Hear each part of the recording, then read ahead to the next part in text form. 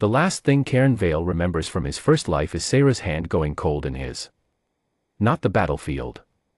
Not the smoke. Not the sound of the Dead Gate Canyon swallowing 300 soldiers in a single afternoon. Just her hand, the one he always teased her about because it was too small for a combat medic. She should have longer fingers. She'd always shove him when he said that, going from warm to nothing while he held it and the world finished collapsing around them. That's it. Then darkness. Then he opens his eyes and the tent is up again, and the morning smells like pine smoke and boot leather, and Sergeant Orvin is bellowing at the sentries, and the march orders are sitting on the field table beside him, dated 72 hours before the Dead Gate offensive, and Karen Vale is 24 years old again and alive, and every single thing that happens next is already sitting in his memory like a blade already drawn. System, Warlord's Echo awakened. 847 combat engagements catalogued. All techniques unlocked. Full strategic memory retained. Revoke function loaded. Trigger condition, the order that killed you. Use once. He reads the system notification once. Closes it. Gets up and starts moving. He doesn't panic. He's already lived the panic. He already knows where it ends.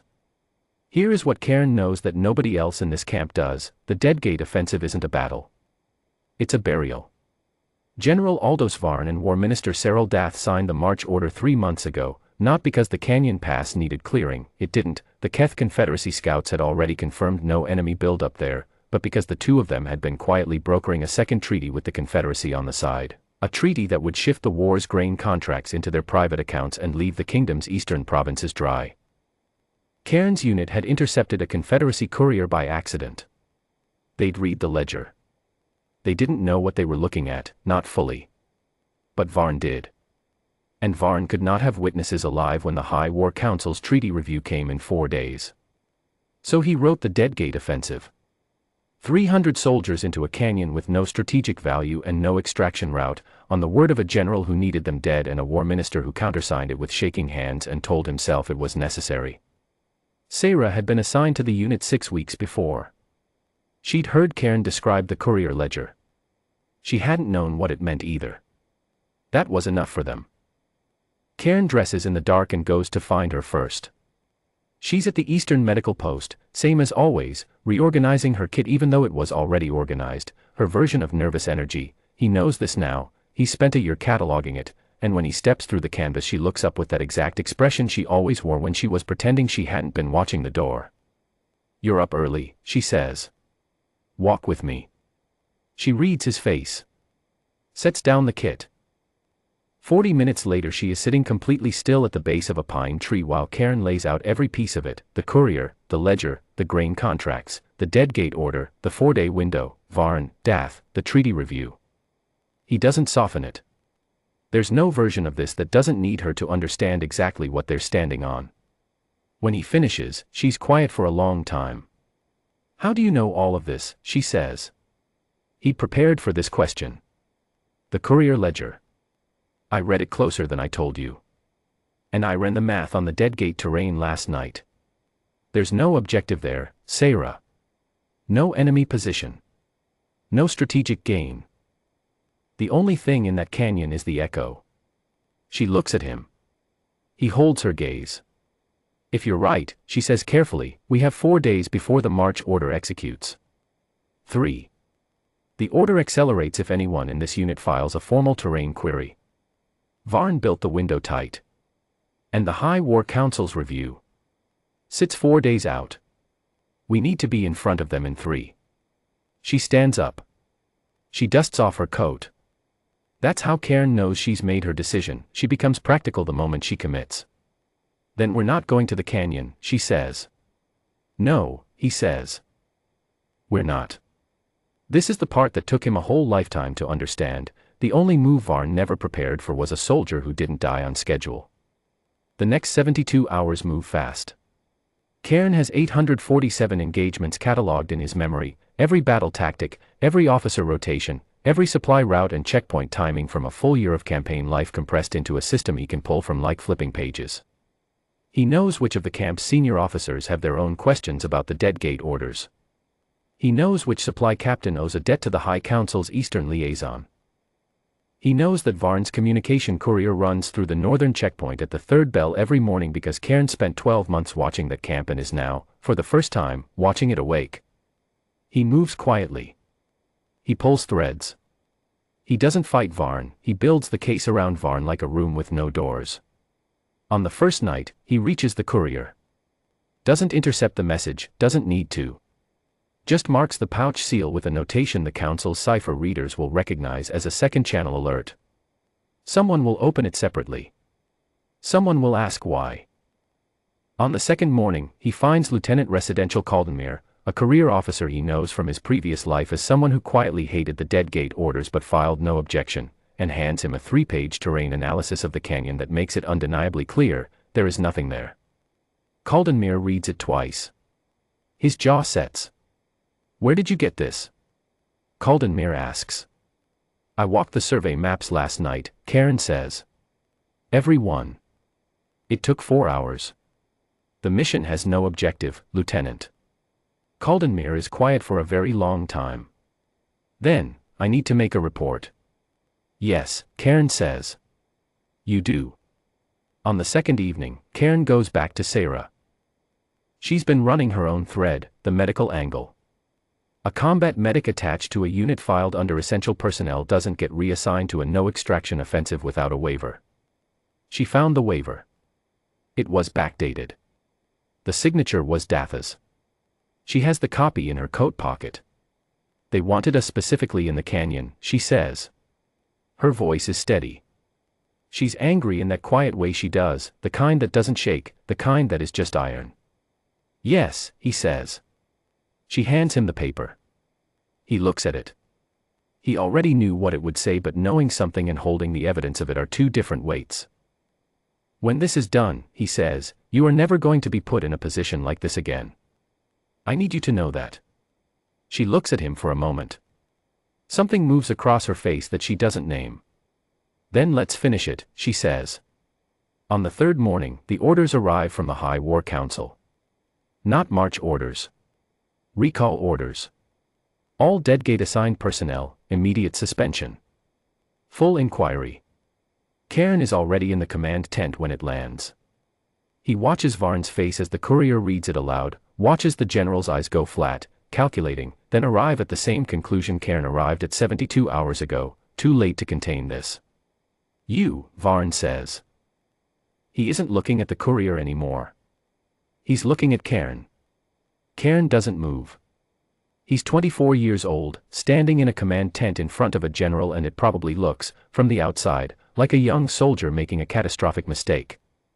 He knows exactly how much that appearance costs Varn, the assumption that he still has control here, that this is still recoverable, that he can reach for rank like a weapon. Whatever you think you've done, Varn says, very quietly, you've done it to yourself. A soldier who files a terrain descent without authorization. I didn't file a descent, Cairn says. I filed nothing. Lieutenant Caldenmere filed the terrain analysis. Supply Captain Heron filed the courier anomaly. Medic Sarah Len filed the backdated waiver. I just made sure the right people were asking the right questions. He pauses. The answers did the rest. Varn's jaw tightens. It's the only thing that moves. The High War Council, Cairn says, is waiting. They travel under escort, Varn and Dath and 6 of their command staff, to the council chamber at the forward seat of Ardenmoor. Cairn knows this city. He knows the chamber. He knows the 12-seat table and the way the light comes through the east windows at mid-morning and makes the senior marshal's face unreadable, which is why the senior marshal always sits that way. He's ready for all of it. The inquiry takes 4 hours. The backdated waiver. The terrain analysis. The courier pouch notation. The grain contract ledger, pulled now in full, from Confederacy financial records the council subpoenas in the second hour. 300 names on the Deadgate order. 300 names that were going into a canyon with no objective and no exit because 2 men needed witnesses erased before a treaty review. Dath breaks in the second hour. Just breaks. Starts talking and can't stop. Varn lasts longer. He's more practiced at it.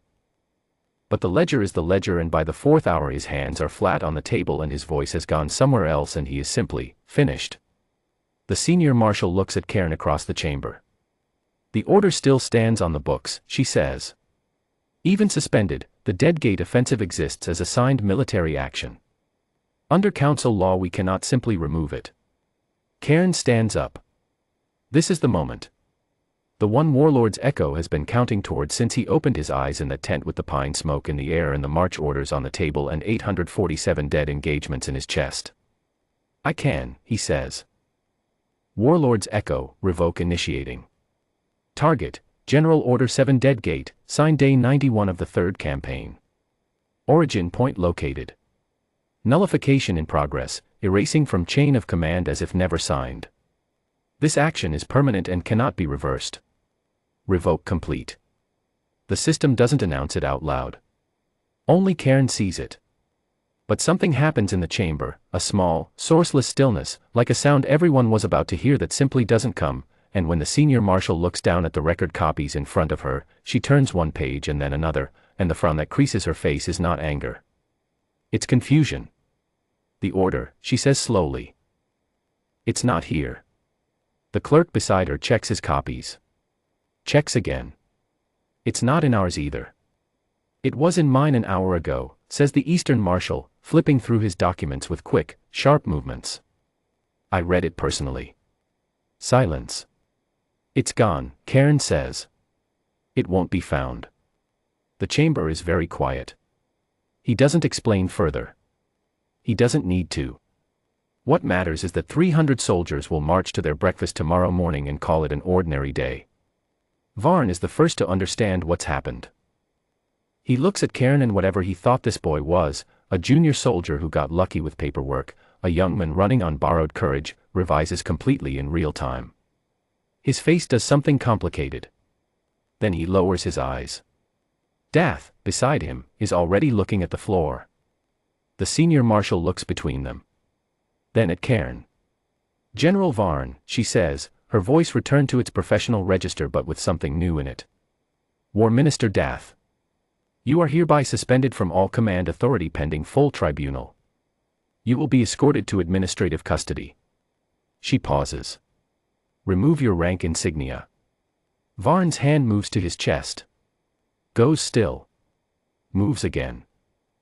The insignia comes off. Dath's hands shake so badly that an escort officer has to help him. They don't kneel, the tribunal doesn't ask for that, that's not how military proceedings work, but when the escorts move them toward the chamber doors and Varn has to pass where Karen is standing, the general stops. He doesn't say anything. He looks at Karen for a moment with the face of a man who understands, finally and completely, that he is the one who handed the weapon to the person who dismantled him. Then he walks out. The senior marshal looks at Karen. You'll be assigned to the inquiry panel for the duration of the tribunal. We'll also need a full account of how you accessed. Sarah Len, Karen says. The marshal pauses. The medic who filed the waiver. Yes. She is the reason this inquiry happened. Whatever formal recognition the council extends, she should receive it first. He holds the marshal's gaze. She was on the Deadgate order. She filed documentation that put her at risk. She should not leave this day as a footnote. A beat. The senior marshal nods. She won't. Karen walks out of the chamber and into the corridor, and Sarah is standing there. She'd been waiting outside, not allowed into the chamber itself, standing in that particular way she has where her arms are crossed not because she's cold but because she's holding herself still. She reads his face. Something in her shoulders releases. It's done, she says. It's done. She doesn't ask about the details yet. She will, he knows that, she'll want every piece of it in order, she'll make him walk through the whole thing twice and take notes, but right now she just stands there in the corridor with the autumn light coming through the high window at the end of the hall and looks at him with that expression she sometimes wore when she thought he wasn't watching. The one he spent a whole lifetime wishing he'd said something about. He has 300 people alive today who weren't yesterday. He has an order that no longer exists. He has a general who used to be one and isn't anymore. And Sarah Len is standing in front of him with her arms uncrossing and her eyes steady, and she is warm, and she is here. Whatever the Warlord's echo cost him, the price of carrying a whole life of battles in his chest, the weight of a year's worth of memory pressing on a 24-year-old frame, he'd pay it again. without hesitation. Every time.